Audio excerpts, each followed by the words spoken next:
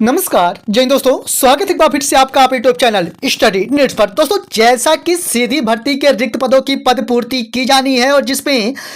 बताया गया है कि 2.5 लाख यानी 2,50,000 पदों पर भर्ती प्रक्रिया संपन्न की जानी है नए गाइडलाइन के तहत। और इस पर क्या कुछ स्थितियां स्पष्ट की गई हैं, इस वीडियो के साथ पूरी स्थितियां पूरे पारदर्शिता के साथ स्पष्ट करेंगे, इसलिए निवेदन के साथ की वीडियो में तक जरूर बने रहें। ज्यादा कुछ समय नहीं लेंगे, काफी कम समय के साथ आपको पूरी स्थितियां स्पष्ट करेंगे, इसलिए निवेदन के साथ की वीडियो में तक जरूर बने रहें। जैसा कि मध्य प्रदेश शासन वित्त विभाग की ओर से 18 नवंबर 2024 की स्थिति में एक महत्वपूर्ण रूप से आदेश जारी किए गए हैं, जिस पर अपर मुख्य सचिव,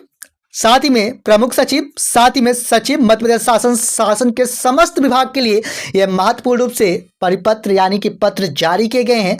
क्या कुछ यहाँ पर स्थितियां स्पष्ट की गई है, इसके बारे में स्थितियां स्पष्ट करें तो बताया गया कि सीधी भर्ती के रिक्त पदों पर प्रथम श्रेणी, द्वितीय श्रेणी एवं तृतीय श्रेणी के विभिन्न संवर्गों में आप सभी की भर्ती प्रक्रिया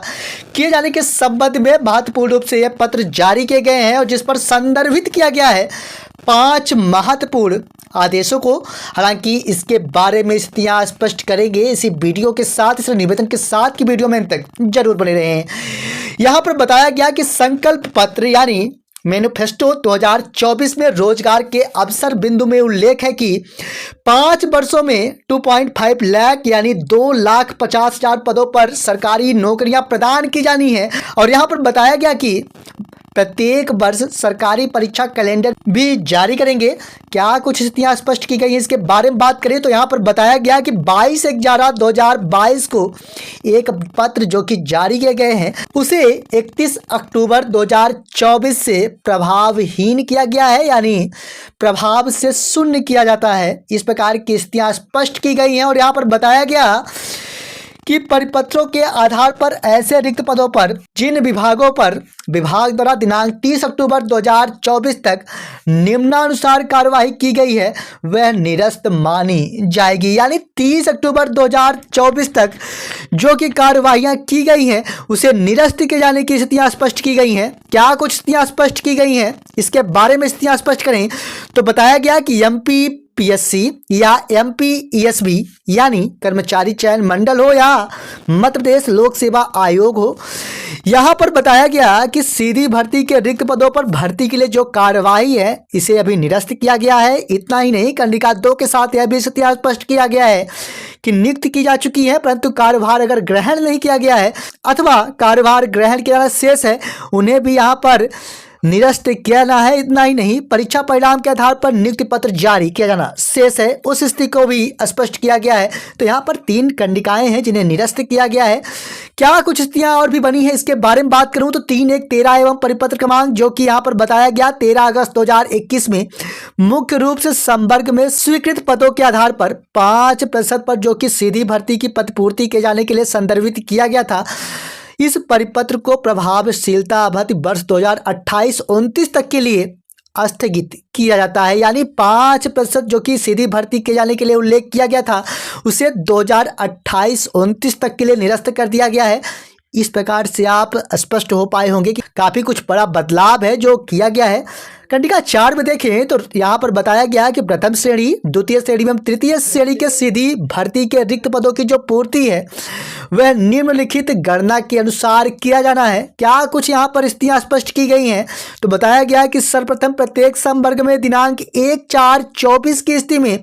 सीधी भर्ती के रिक्त पदों की गणना किया जाए, यानी 1 अप्रैल 2024 से यहाँ पर सीधी भर्ती के लिए रिक्त पदों की गणना किए जाने का उल्लेख किया गया है। साथ में यहाँ पर यह भी स्थितियां स्पष्ट किया गया है कि MPSB हो या MPPSC या अन्य संस्थाओं से जहां पर भी प्रचलन में है भर्ती प्रक्रिया, रिक्त पदों की गणना में शामिल अब से नहीं किया जाना है। यानी यहाँ पर जितनी भी भर्ती प्रक्रिया को लेकर बात कही गई है, चाहे वह कर्मचारी चयन मंडल की ओर से की जा रही हो या MPPSC की ओर से की जा रही हो या अन्य संस्थानों से की जा रही हो, उन्हें अब से पदों की गणना में शामिल नहीं किए जाने की बात कही गई है। इतना ही नहीं, कंडिका 4.1.3 की स्थितियों को भी स्पष्ट कर दिया गया है जो कि माननीय न्यायालय के अंतिम निर्णय के अधीन OBC 13% आरक्षण जो कि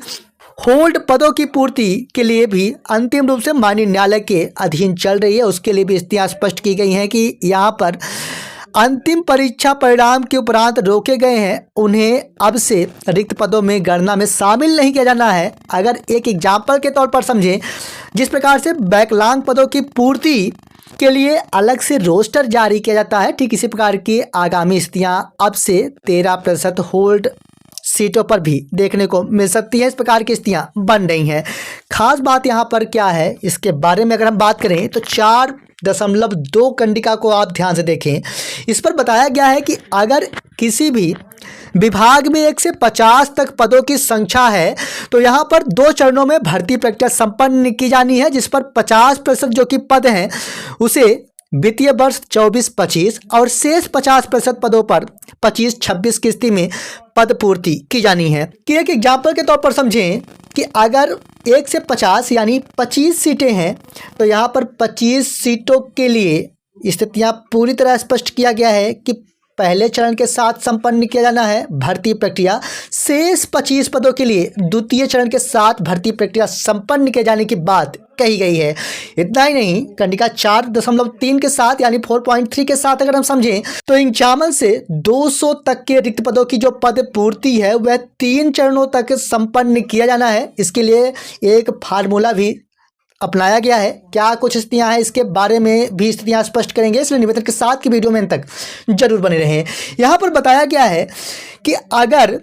सीधी भर्ती के रिक्त पद हैं बटे सीधी भर्ती के कुल पद तो उस पर 100 से गुणा किया जाना है, और अगर 33% से कम है तो यहाँ पर रिक्त पदों की पद पूर्ति की जानी है। आइए एक एग्जाम्पल के द्वारा इस स्थिति को भी स्पष्ट कर देते हैं। एक एग्जाम्पल के तौर पर देखें तो अगर किसी भी विभाग में कुल 100 पद हैं, क्योंकि यहाँ पर 51 से 200 तक पद हैं, उसी स्थिति में बताया गया है कि पदों की पूर्ति की जानी है इन चरणों के साथ, इसलिए हम एक एग्जाम्पल जो कि 100 ले रहे हैं। यहाँ पर बताया जाता है कि सीधी भर्ती के कुल पद अगर 100 हैं तो सीधी भर्ती के रिक्त पद यानी सीधी भर्ती के कुल पद जिस पर प्रमोशन को भी यानी उच्च पद प्रभार या अन्य भर्ती प्रक्रिया को भी इस पर शामिल किया गया है, यानी कुल भर्ती प्रक्रिया। और सीधी भर्ती के रिक्त पद यानी सीधी भर्ती के रिक्त पद अगर 50 ही हैं और 50 प्रमोशन के लिए रखी गई हैं तो यहाँ पर इस प्रकार से 100 का गुणा किया जाना है, और यहाँ पर इस स्थिति के बाद से 50 रिक्त सीटें यहाँ पर देखने को मिल रही हैं। अब ये जो 50 रिक्त सीटें प्राप्त हुई हैं तो यहाँ पर कुल जो रिक्त पद हैं इनमें से काउंट किया जाना है। चूँकि यहाँ पर जो 50 जो कि आप सभी को रिक्त पद दिखाई दे रहा है 100 का 50% ही है, यानी 33% से कम होने की स्थिति में, यानी अगर 30 सीटें देखने को मिलती उस स्थिति में एक ही बार में आप सभी की पद पूर्ति की जानी थी। साथ ही में अगर 33 से लेकर 66% के बीच रिक्त पद देखने को मिल रहा है, 3 चरणों में भर्ती प्रक्रिया संपन्न की जानी है। वहीं 66% से अधिक होने की स्थिति में 4 चरणों में भर्ती प्रक्रिया संपन्न की जानी है, जिस पर प्रथम चरण में 8% यानी 8 रिक्त पदों पर, द्वितीय चरण में 31% यानी 31 रिक्त पदों के आधार पर, जबकि पदों की संख्या 100 है उस स्थिति के साथ ही में 31% यानी 26-27 द्वितीय वर्ष जो कि तृतीय चरण के साथ, और चतुर्थ वर्ष 27-28 यानी 30% के साथ पदों की पूर्ति की जाएगी। इस प्रकार की स्थितियाँ स्पष्ट की गई हैं। और भी क्या कुछ स्थितियाँ बनी है इसके बारे में बात करूँ तो यहाँ पर बताया गया है कि 200 से अधिक जहाँ पर भी पद पूर्ति की जानी है उसके लिए भी स्थितियाँ स्पष्ट की गई हैं। क्या कुछ स्थितियाँ हैं इसके बारे में देखें तो सेम वही स्थितियाँ बताई गई हैं। तो यहाँ पर जो भी स्थितियाँ बनी हैं सेम उसी स्थिति के साथ 25% से कम यानी 25 से अगर कम रिक्त पद हैं तो उसकी जो पद पूर्ति है एक बार में ही की जानी है, और 25 से अगर 50 तक सीटें हैं तो यहाँ पर 8% जो कि प्रथम चरण के साथ, द्वितीय चरण के साथ 46 तो तृतीय चरण के साथ 46 इस प्रकार से संपन्न की जानी है। 50% से 75% के बीच 4 चरणों में, तो वहीं 75% से अधिक होने की स्थिति में 5 चरणों के साथ आप सभी की भर्ती प्रक्रिया संपन्न किए जाने संबंधी महत्वपूर्ण रूप से निर्देश जारी किए गए हैं वित्त विभाग की ओर से ही। इस पर यह भी बताया गया है कि डाइंग संवर्ग घोषित किए जा चुके हैं, संवर्गों में किसी प्रकार से कोई भर्ती नहीं की जाए। यहाँ पर यह कंडिका 5 के साथ स्थितियाँ स्पष्ट की गई हैं। यहाँ पर वाहन चालकों के लिए भी स्थितियाँ स्पष्ट की गई हैं कि अति आवश्यक होने पर ही यहाँ पर भर्ती प्रक्रिया के लिए वित्त विभाग की ओर